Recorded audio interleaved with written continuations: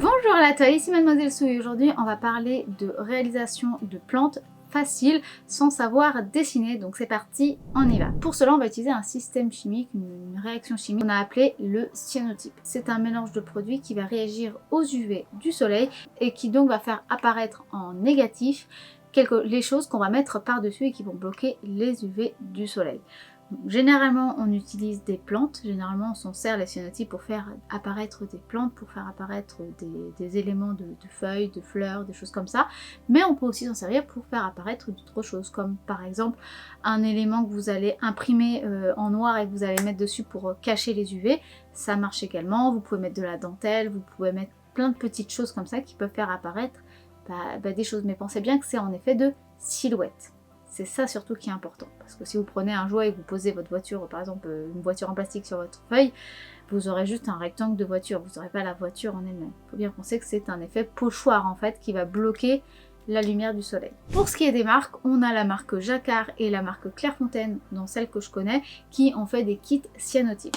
Donc ce sont ce genre de kits, ce sont donc des produits bicomposants, donc il y a deux produits, on va les mélanger ensemble, et une fois qu'on a ces deux produits là, et qu'on a mélangé l'ensemble, on va le poser sur une feuille ou sur un tissu et on pourra s'en servir.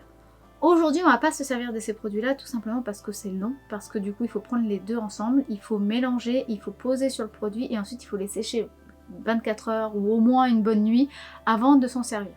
Donc déjà, c'est long pour moi. En plus, c'est surtout qu'il faut que je le fasse sans avoir de contact avec les rayons UV du soleil. Donc c'est-à-dire que ce qu'il y a là, faut que je ferme tout. Donc pour filmer, c'est pas non plus très pratique. Et en plus de ça, j'ai envie de vous montrer quelque chose de simple, de rapide et d'efficace, donc que vous pourriez faire sans avoir trop de manipulation, que ce soit pas trop galère pour vous. Je vais vous montrer 3 techniques différentes. La technique qu'on pourrait utiliser quand on est vraiment quelqu'un de débutant qui ne pense pas à tous les petits détails qu'il pourrait y avoir. La technique pour rattraper ce genre de problème, si genre vous vous rendez compte que ça va pas, comment on peut rattraper malgré tout, et la vraie bonne technique qu'on fait justement quand on veut avoir le résultat optimal. Pour les 3 techniques, je vais utiliser ce produit-là, qui est un produit de chez Jacquard également, qui est le SolarFast. Donc SolarFast, en fait, c'est le même genre de système de cyanotype, sauf qu'au lieu d'avoir 2 produits à mélanger, là le produit est déjà mélangé et il y a différentes teintes. On a, je sais plus, je crois une dizaine de couleurs, donc vraiment du rouge, du jaune, du rose, du violet, du bleu, du noir, voilà, on a vraiment tout. Moi j'ai du teal, donc c'est un sorte de bleu-vert en fait, et j'ai un sépia, donc qui est un marron. Donc on va pouvoir tester avec ces deux produits là.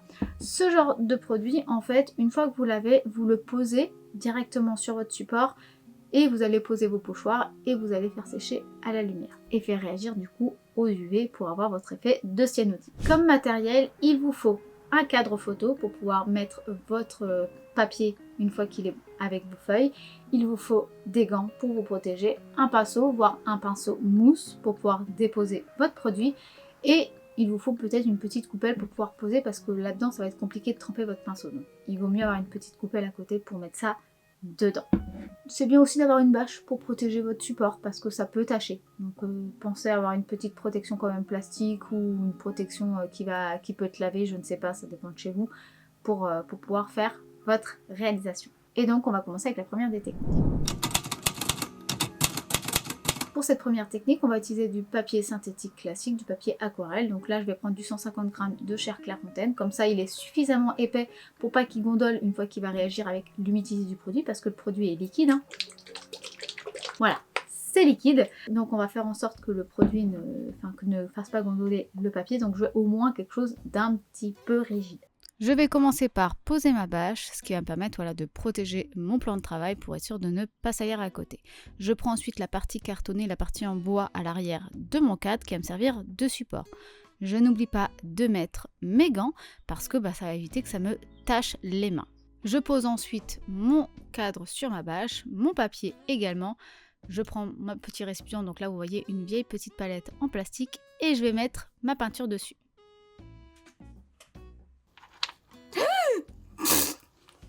Et maintenant, donc je vais rattraper un petit peu mes bêtises et je vais mettre toute la teinture du coup sur ma feuille pour vraiment remplir ma feuille de teinture. Donc pour l'instant, je cherche pas forcément à faire une belle surface. Ce qui compte, c'est déjà en mettre bien partout. Et c'est que après qu'on va relisser le tout. Donc j'essaie vraiment d'en mettre bien partout pour être sûr qu'il n'y ait pas de zone vide. Et une fois qu'on a ça, là je peux prendre un petit pinceau en mousse par exemple pour aider à relisser le tout. Je vais poser des feuilles, donc je vais prendre plein de feuilles qui sont dans mon jardin, donc majoritairement des plantes, des adventices, des plantes qui poussent beaucoup, donc des feuilles de sureau, des feuilles de vesse, des plantes, je sais même pas comment ça s'appelle, mais c'est des plantes qui poussent tout le temps, c'est vraiment des adventices, donc c'est quelque chose que de toute façon on arrache régulièrement pour désherber, donc c'est pas un problème de les récupérer. Et maintenant, eh bien, je vais donc dans mon jardin récupérer ce qui traîne un petit peu partout. Donc comme je vous ai dit, hein, là il y a un sureau qui pousse, donc je vais prendre du sureau. J'aurais pu prendre les fleurs, mais je vais aller un petit peu vite, donc je vais pas trop me prendre la tête avec ça, mais on peut aussi prendre des petites fleurs. Là je vais prendre plein de feuilles, donc là ce que je vous dis, les adventices qui poussent partout. De la fougère, alors là je prends celles qui sont déjà sèches, comme ça ça me permet de ne pas couper celles qui sont en vie. De la vesse, donc ça c'est la vesse que je vous parlais, ça pousse partout et c'est extrêmement joli. Ça permet voilà, d'avoir des belles feuilles, des belles fleurs, des petits éléments à pouvoir poser sur nos feuilles. Et donc c'est maintenant que la partie amusante commence. Je vais donc essayer de placer une composition comme j'en ai envie. Donc on peut mettre juste une plante au milieu pour faire quelque chose de très central. On peut faire un bouquet, on peut faire un cadre. Là c'est vraiment la partie artistique, ce que vous avez envie. Donc là je vais essayer de mettre un peu tout en encadrant vraiment un petit peu partout. Là je vais vraiment chercher à faire quelque chose de plutôt une forêt végétale qui monte du bas vers le haut. Et ensuite, comme vous pouvez le voir, j'ai mis la vitre. Je soulève, je prends le cadre et je retourne ma vitre pour pouvoir tout clipser à l'arrière de mon cadre. C'est là où c'est le plus délicat parce qu'il faut éviter de trop bouger les feuilles qui peut rester un petit peu sur les côtés. Je vous conseille d'ailleurs de couper un petit peu vos feuilles au fur et à mesure pour ne pas vous retrouver embêté à ce moment-là. On laisse sécher 15 à 45 minutes maximum. Ça va dépendre de votre ensoleillement. Plus il fait beau et chaud et donc votre soleil il va taper et qu'il y a moins de nuages possible, plus ça va aller vite. Plus il y aura de nuages, moins il fera beau, plus ça va être long et surtout aussi au niveau de la période de la journée. Si vous le faites à midi, là où le soleil est vraiment haut, ou si vous le faites à 19h, ce ne sera pas la même chose. Voilà déjà ce que ça rend, on va dire à peu près un quart d'heure après. Donc vous voyez, il y a de l'humidité qui est ressortie du papier et des feuilles. Et là, c'est après du coup 30 minutes. On va donc retourner. Je l'ai fait au moment où il était dans les 2 heures de l'après-midi. Donc il y avait le soleil qui était encore vraiment très intense, sachant qu'on est au mois de fin mai, début juin. Donc, comme vous pouvez le voir, le résultat il n'est pas super. En fait, c'est parce que le papier a bu beaucoup trop vite et a séché beaucoup trop vite. Et une fois que le produit est sec, eh bien, il ne réagit plus avec la lumière UV. Pour ce produit-là, en tout cas.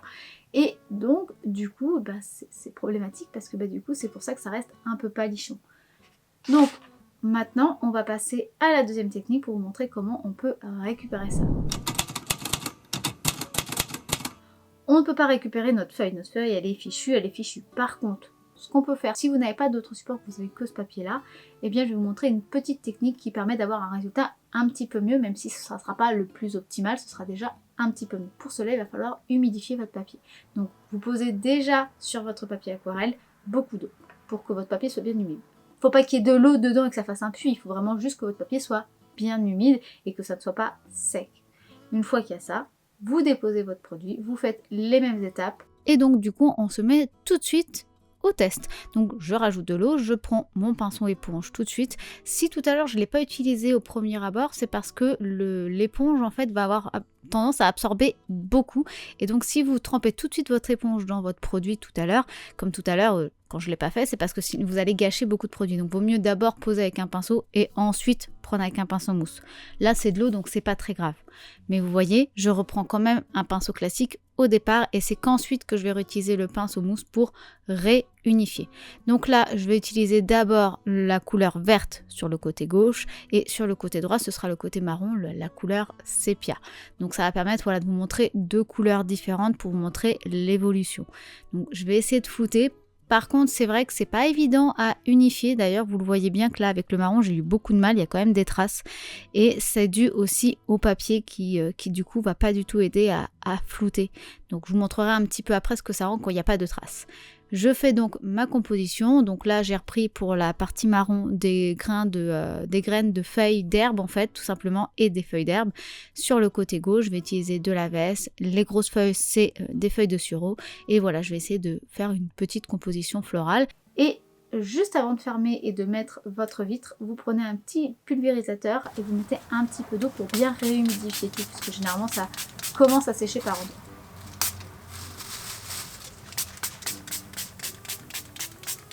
Et maintenant, vous pouvez mettre votre cadre et c'est reparti pour 15 à 45 minutes au soleil. Bien entendu, je remets ma vitre sur mes compositions végétales. J'appuie bien pour bien écraser parce qu'avec les graines d'herbe, c'est très épais et je pense que ce sera peut-être même trop épais, mais on verra ça par la suite. Je retourne donc ma vitre avec tout ce qu'il y a au-dessus. Je le remets dans le cadre et je referme tous les embouts pour bien tout aplatir et tout bloquer pour qu'il n'y ait pas d'air en fait, qu'il n'y ait pas de passage qui pourrait amener de la lumière sur les côtés. On a donc attendu 40 minutes, on retourne et vous voyez que déjà juste comme ça c'est beaucoup plus sombre, il y a encore de l'humidité sur ma vitre et il y a même encore quelques endroits où ça brille encore d'humidité et on voit beaucoup plus les rendus. Alors vous voyez qu'avec les grains d'herbe ça a moins bien marché, je vous l'avais dit. Voici donc le résultat, ce qui est déjà beaucoup mieux. Alors pour celui-ci, je sais quel est le problème en fait, c'est que les feuilles que j'ai pris, enfin les petites graines que j'ai pris d'herbe sont beaucoup trop transparente, trop translucide et du coup la lumière UV est passée quand même à travers. C'est pour ça qu'on a quelque chose de si peu marqué en fait. C'est trop léger en fait et trop épais. Du coup la lumière du soleil a pu passer un peu partout et ça a fait que ça n'a pas super bien marché. Avec celui-ci par contre ça a très bien marché parce qu'on avait des feuilles beaucoup moins épaisses, en tout cas en épaisseur comme ça, mais par contre très profonde, elles n'étaient pas trop épaisses pour bloquer le cadre, mais suffisamment épaisses pour bloquer les rayons UV du soleil. Donc on a un très beau résultat. Donc vous voyez bien qu'entre ça et ça, il y a une vraie différence. Maintenant on va passer à la solution, à la technique optimale. La réalisation optimale que vous pouvez faire, c'est d'utiliser un papier ou un tissu naturel, coton, lin par exemple. Et là, vous aurez un super résultat et vous n'aurez même pas besoin de vous embêter à mettre de l'eau avant, à pulvériser après. Non, vous prenez votre papier, votre feuille, vous posez votre produit, vous posez les éléments que vous voulez obtenir, vous remettez dans le cadre, vous laissez poser 15 à 45 minutes comme d'habitude et vous avez un super résultat. Ça a l'air fou, mais effectivement, les matières naturelles réagiront beaucoup mieux à ce genre de produit et également à ce genre de produit-là. Je ne vais pas vous expliquer parce que je ne suis pas suffisamment experte pour vous dire quelles sont les substances qui réagissent. Et je vous montre donc le résultat sur du tissu coton. Voilà. Alors vous voyez, on se rapproche de ça, mais en encore un peu plus contrasté. Et en plus, je vous montre avec l'autre. Et là, vous voyez bien qu'avec l'intensité de celui-là est beaucoup plus grande. On peut donc avoir un résultat beaucoup plus intéressant avec du naturel. Et surtout, beaucoup plus aisément. Sincèrement, celui-là, je l'ai fait ultra vite. C'était mon premier test. J'ai posé dessus. C'était du coup imbibé, donc c'était ultra humide. Donc nickel. J'ai posé mes feuilles, j'ai posé mon cadre, je l'ai mis. En 15-20 minutes, ça avait déjà ultra bien marché. J'ai laissé 30 minutes vraiment pour pousser jusqu'au bout. Ça a marché du feu de Dieu. J'ai vraiment eu rien à faire, c'était ultra simple. Donc pensez bien que quand on est débutant, c'est quand même bien d'avoir un matériel des fois assez bien. Parce que des fois on a l'impression que c'est nous qui faisons mal les choses, alors qu'en fait c'est pas qu'on fait mal les choses, c'est juste qu'on n'a pas le bon support. Donc sincèrement, du naturel et vous aurez un résultat nickel. Pour info aussi, je pensais faire au Social Club la Clé Suisse, donc pour ceux qui sont dans le coin, si ça vous intéresse, je pensais faire à la rentrée un atelier de cyanotype comme ça sur du tissu et qu'on puisse après le coudre avec justement soit un vêtement, soit un petit sac, une petite trousse, enfin un petit truc qui peut vous plaire, assez simple pour que ça soit assez rapide. Donc voilà, je pensais faire ça. Donc si ça vous intéresse, dites-le moi en commentaire ou par message. Et puis du coup, on pourra essayer de s'organiser un petit peu tous ensemble. Voilà, j'espère que cette vidéo vous aura plu, qu'elle vous aura un petit peu diverti et vous aura appris une nouvelle technique. Si c'est le cas, n'hésitez pas à liker cette vidéo si ce n'est pas encore fait. Vous pouvez la commenter et la partager pour soutenir et faire vivre un petit peu la chaîne. Merci beaucoup à tous ceux qui le font déjà, merci beaucoup à vous tous. Et puis sur ce, moi je vous dis à dimanche prochain midi pour une nouvelle vidéo et je vous fais des bisous. Bye. Ça marche du feu de Dieu. Merci Toshi. Toshi, non.